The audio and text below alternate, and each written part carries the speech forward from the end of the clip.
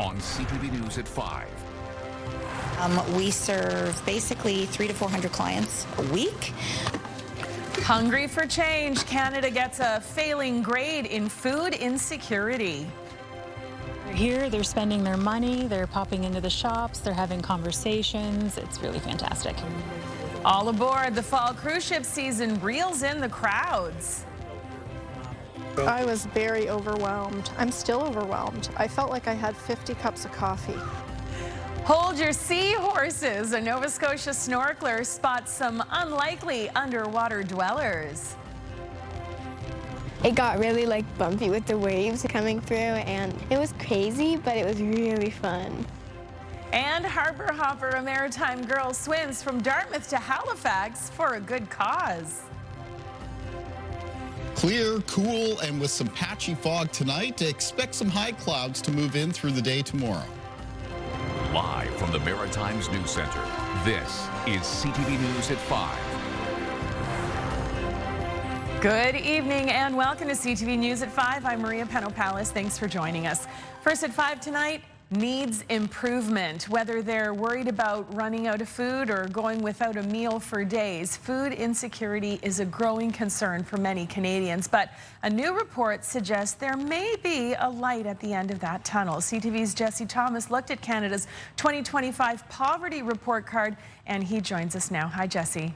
Hi, Maria. That's right. Food insecurity is on the rise. As you've heard it before, more and more people are relying on food banks just to get by. And this new report card from Food Banks Canada is giving the federal government a failing grade on addressing the cost of living, but suggests there is some optimism here as well.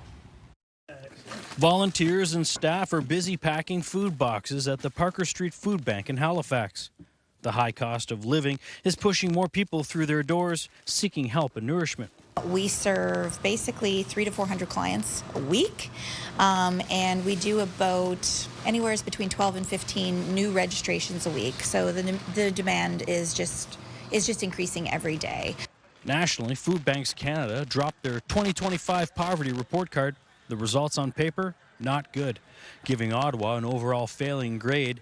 Canada scored an F in unemployment and in food insecurity, with latest numbers showing nearly 1 in 4 Canadians struggling to put food on the table. A growing unemployment problem across the country. That said, this isn't the worst report card they've received. It's not all bad. The report card does give the federal government a C in programs, highlighting progress made in the federal dental care and pharmacare programs, and emphasizing progress and commitment to building new affordable housing. But at the Parker Street Food Bank, they say while the programs are encouraging, they aren't making a huge impact here with the people they serve. We serve a lot of homeless clientele. We serve a lot of new immigration or new immigrant clientele.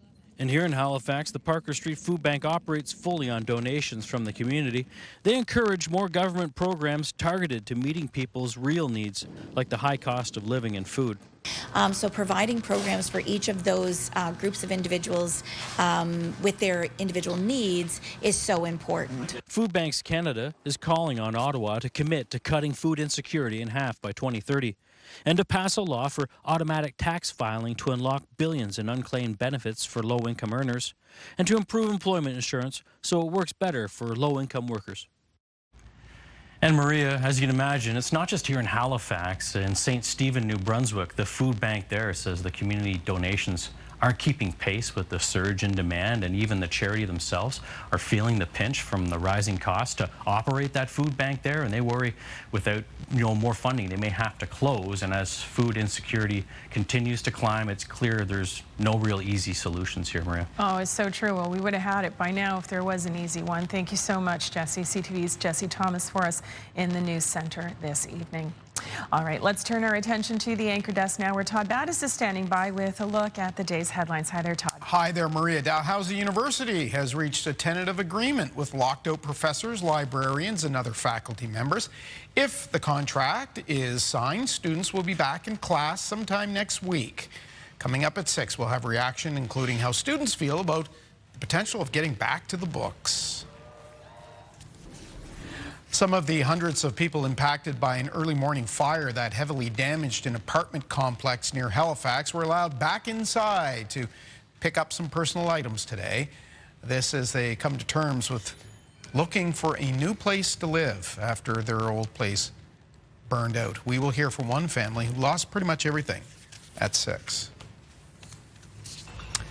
Well, it's bye-bye bottled beer at Moosehead breweries. The Maritime brewer has been selling beer in glass for over 90 years, but that's soon coming to an end. Drinkers' tastes have changed, says the brewery, and more people want their suds in cans.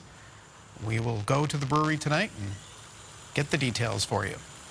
Kalen Mitchell has details of what was another lovely day across the Maritimes. Yeah, can, bottle. Would be great to be out in a patio this evening around parts of the region, because we have some areas that are sitting around the mid-20s right now, interior areas of mainland Nova Scotia, spots in New Brunswick. Temperatures are being held down but just a couple of degrees around parts of Prince Edward Island, eastern areas of Nova Scotia because of a northeast breeze. There, most temperatures in the range of around 17 to 20 degrees. Dew point temperatures, high teens, low 20s, relatively comfortable level of humidity in the air.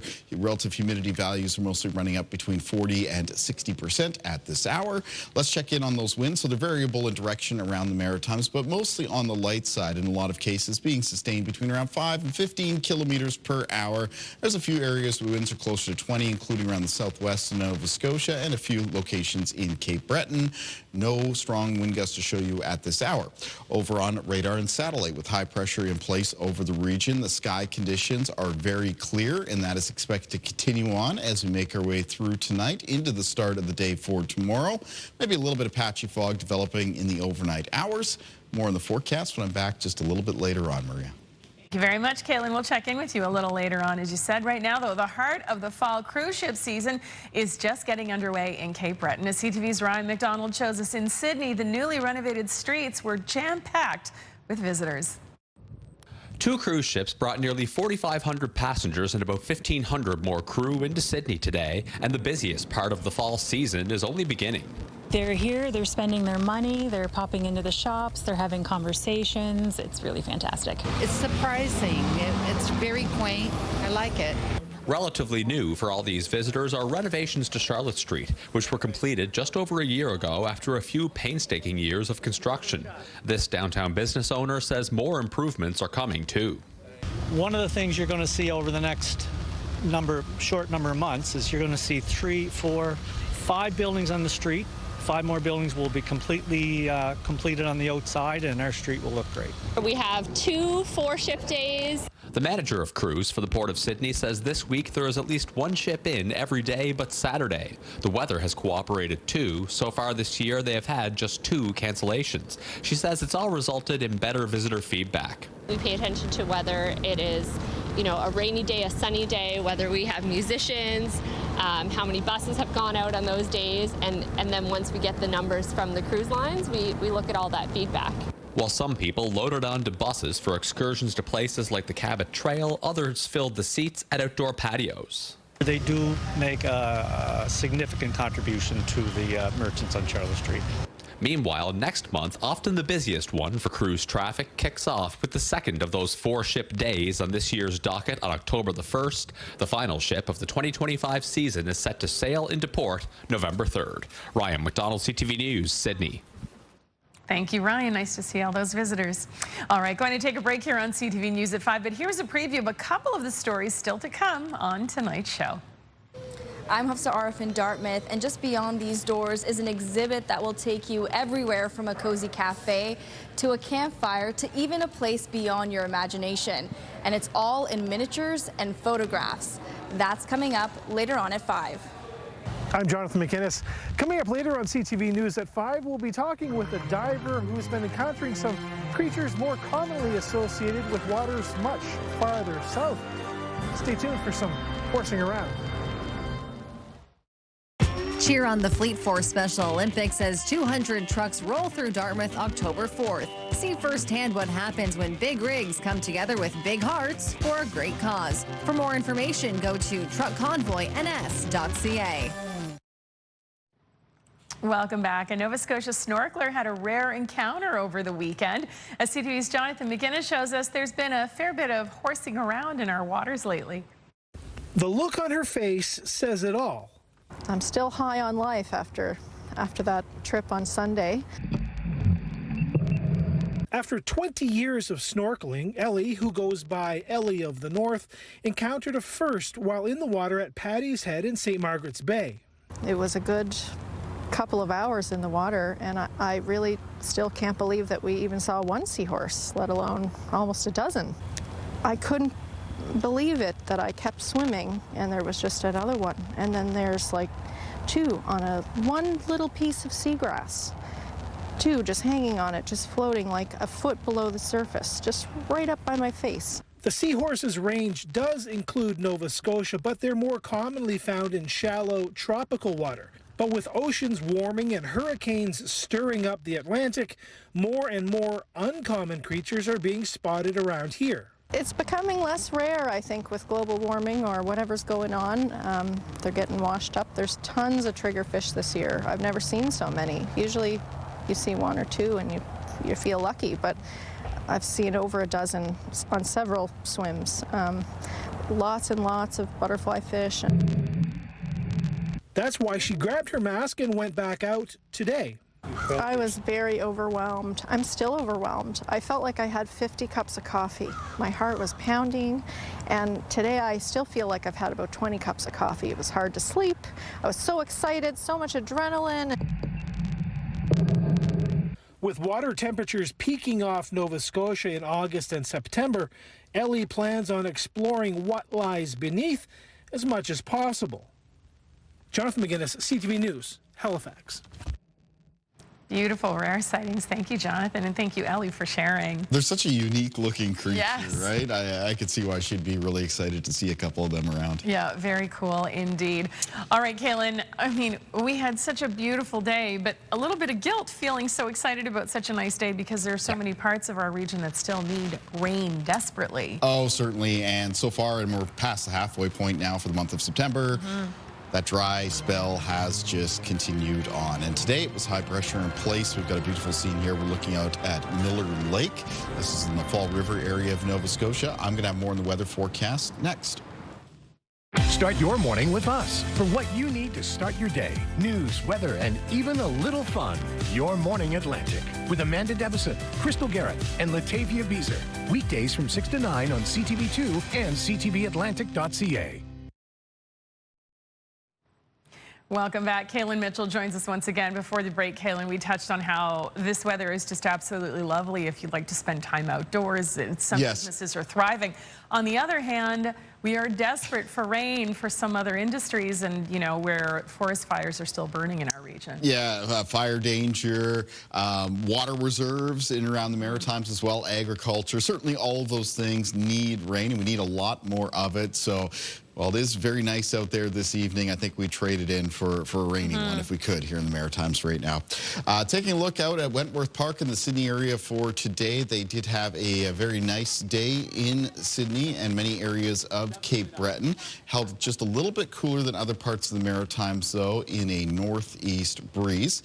Taking a look at our weather systems map right now, it is high pressure in place across the region. So barometric pressure sitting above 1,020 millibars at Fredericton, Charlottetown, and Halifax. Zooming out, there's that high pressure system centered directly over us. It is keeping a low pressure system stalled to the south. That's actually creating some issues around parts of the eastern United States as it's just continuously bringing in moisture off of the Atlantic and actually creating some issues when it comes to some coastal flooding because of constant basically downpours and thunderstorms. There's a low pressure system far off towards the west of us making its way into parts of northern Ontario. The cold front from that system will eventually come into the Maritimes late Thursday into Friday and bring with it some scattered showers. So that's the next weather system we're looking for to bring a little bit of wet weather to the region.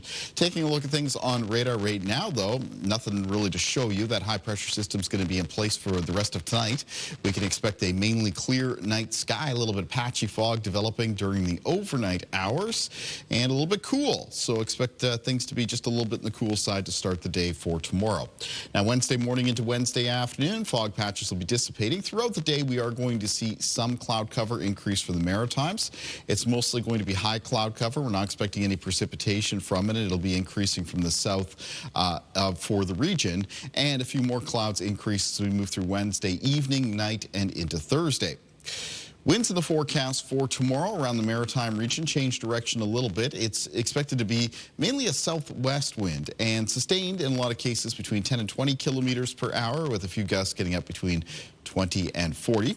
Low temperatures in the forecast for tonight for the province of New Brunswick. Most of the lows will be falling into a range around 7 to 11 degrees. A little bit cooler up towards the northwest of the province, especially at low-lying areas. Edmundston for tonight, low temperature of around 4. Most low temperatures for Prince Edward Island tonight will fall into a range around 6 to 10 degrees. And for Nova Scotia, a lot of lows between 6 and 10 as well, except 10 to 12 on parts of the coast. High temperatures in the forecast for Wednesday for New Brunswick, away from coastal areas, mid to high 20s. And that's, of course, above average for mid-September. On the coastline, low to mid-20s for that province, mid-20s for Prince Edward Island for tomorrow, and for Nova Scotia, high temperatures tomorrow, mid-20s away from the coast and on the coast, low 20s. Here's a look at the forecast for Thursday. So again, we see some increase in cloudiness Wednesday night and on Thursday. So we'll call Thursday a bit more of a mix of sun and cloud around the region. During the day, most of the high temperatures will be around the low to mid-20s. There will be a chance of some late day showers coming into northern areas of New Brunswick. And then finally in the forecast for Friday, it is that cold front coming into the region. It'll be bringing some scattered showers along with it, and we can expect high temperatures on Friday to cool a little bit. They'll be around the high teens and low 20s for many areas. All right, let's take a look at our weather watcher for tonight. And tonight's weather watcher is coming in from 5-year-old Matilda Merkley from Newtown, New Brunswick. And Matilda sent us a drawing of a powerful tornado. Thank you, Matilda. If you'd like to be one of our weather watchers, they can come into CTV Weather Watchers, P.O. Box 1653, Halifax, Nova Scotia, B3J2Z4, or email kaylin.mitchell@bellmedia.ca. Maria. Thank you, Kaylin. So our next story proves good things come in small packages. CTV's Hafsa Arif takes us inside a Halifax gallery that's opening tiny doors to big imaginations. It feels like you could walk right in a doctor's office, a church, even the steps to a neighbor's home. But these scenes are small, intricate, and made to fit in the palm of your hand. It really is it's a collaborative work between Nikki DiMaggio, who's a photographer, and myself. It's really a display of fairy doors, and then the miniatures kind of go with it. Jennifer Eames is the architect, inspired by her childhood basement, a church pew, and even teddy bear picnics. Every setting tells a story. This is the very first time I've been showcased. I was thrilled when they accepted my proposal. People have been so kind and so generous with their feedback. Inspiration comes from all sorts of places. A family teapot, a piece of music, or a memory of home growing up. We had a ping pong table. These are all the albums that I loved listening to. So there's everything from the Monkees to Cat Stevens to There are other pieces too, which became deeply personal. The doctor's office ended up being quite therapeutic for me because I had started to make it just as I was diagnosed with breast cancer.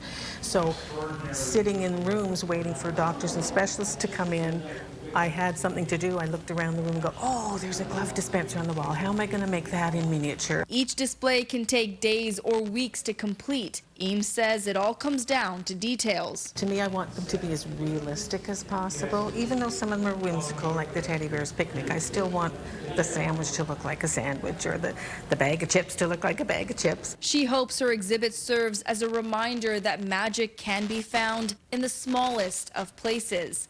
Hafsa Arif, CTV News, Dartmouth. Oh, beautiful. And if you'd like to see them for yourself, they're at the Craig Gallery in Dartmouth until September 28th. All right, we're going to take a break, but when we come back, we'll dive into this story.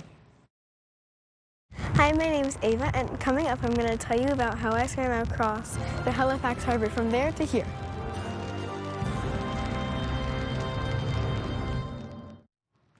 Welcome back. So Andrew Henley has competed in many long-distance swims, and now his daughter wants to follow in his flippers.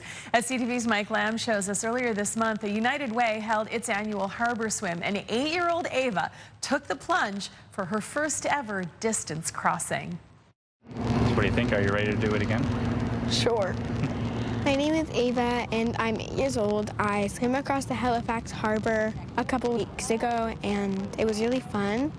I was the youngest person to ever do it, and swimming is my favorite sport to do.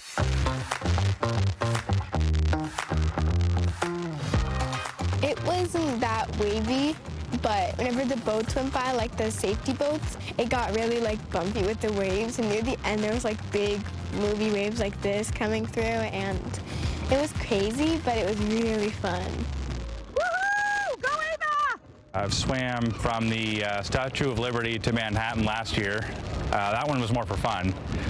And I've swam in Halifax Harbor 5 times now for the United Way of Halifax. The last swim was probably the most memorable one for me because this is the first time in my life that I had my daughter follow me. It was truly amazing. I was a little worried at first that she would be a little too scared to do the event, and she was a little nervous going into this, but I was teaching her through the summer that long distance swimming is more of a mind game more than it is a physical game. So she was nervous but also excited, and she was ready. She went and she did not stop until she got to the other side, and it was really exciting. It took her about 32 minutes. This was her longest swim event ever. She was the youngest person. She's 8 years old. I believe the youngest person before that was 12. I used to train for like the whole entire summer break to get ready. I was scared whenever I made it to the dock waiting, and I was really nervous on the boat since like I can't quit now because I'm on the boat. So I did it. I'm so incredibly proud of what she has done. Really happy to see all the support she's received from all the family, all of her friends. If she wants to continue doing this, we'll be there to support her however she wants to do it. If she wants to travel to do long distance swimming, we can certainly help her with that. And if she doesn't want to do any more, then that's fine, and she can keep these memories for the rest of her life.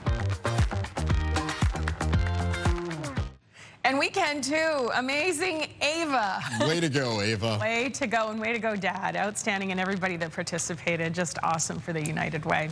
All right, Kaylin, we're running out of time, but what are you looking at for 6 o'clock? More on the extended forecast coming up at 6. We'll see you at 6. I'll see you tomorrow. The national news is next.